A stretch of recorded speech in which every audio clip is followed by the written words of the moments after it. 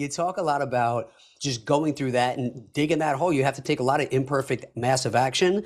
But I feel like imperfect, massive action without direction is a recipe for disaster. And that leads to finding the right people to get the right information from, which parlays into you were surrounded by them. You started Coaching Inc, man. So I love to hear about the how this all came together and the stuff that you're learning and growing through, because you're really onto something amazing there. And you brought up another principle earlier you and I were talking about before we started recording. And I ask a lot of the time where I'll go to jiu-jitsu and dude, there's some guys in these rooms that you've never heard of, and they could kick my butt. Like I've been doing it 20 years. I feel like I started yesterday, but they have no ability to teach me how they did it. Right. And that's a big skill that just because somebody's successful doesn't mean they're great at teaching other people how to be successful.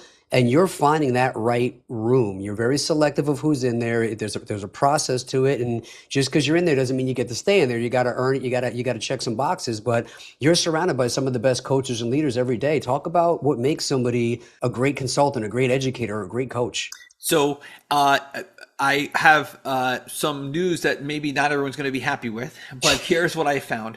A coach is a coach is a coach. They are born a coach. When they were kids, their parents told them, stop being such a good Sam. Stop being such a mensch. Stop giving away all your toys and telling everybody our business. And this is a habitual thing that I think coaches are born with. You know, the people who eat their French fries with both arms around the plate, and you know, they're just not coaches. And one thing I learned, I never got an opportunity to meet Bill Bonner, but one thing I was able to learn from some of the people at Agora was, you know, they're really the ones who taught me this. They said, you know, when you're trying to scale your consulting business, don't look for your students who are doing the best. They are the worst coaches. The people who do the best are not good coaches, typically, not all the time, but the people who have the most success, have the most success because they are singularly focused on just, in my case, it was real estate deals. So they would come into our coaching program, they would have a lot of success, and we would say, hey, you should be a coach. And man, we went through a season of just trying and failing. Like it was just nonstop. And then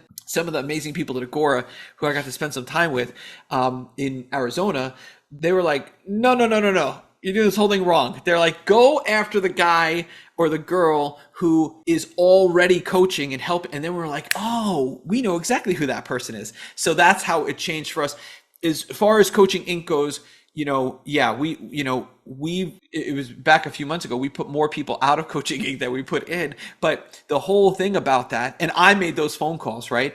The whole thing about that is, yeah, a mastermind is it's 49% who's in the room and it's 51% who's not in the room. After I had my exit, I started to work with a handful of coaches. You know, first it was 4, then 8, then, 20. And then we started to get together twice a year. And now it's the #1 mastermind course community for real estate coaches, the people who pay real estate coaches to help their clients do, affiliate income to help their clients do deals.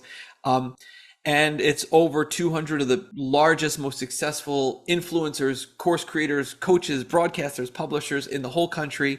It's a great group. I love it. We have such a great adventure. We meet monthly on Zooms multiple times a month. And then we go to 2 in-person meetings in beautiful resorts, Nashville and Orlando twice a year. And you learn so much. And we put the new coaches in the room and the seasoned coaches. So we have the people doing $20,000 a month and we have the people doing over $1 million a month, right? And they're both in the room. And I'll tell you a little secret. Yes, the new coaches learn from the big guys and girls, but I will tell you this.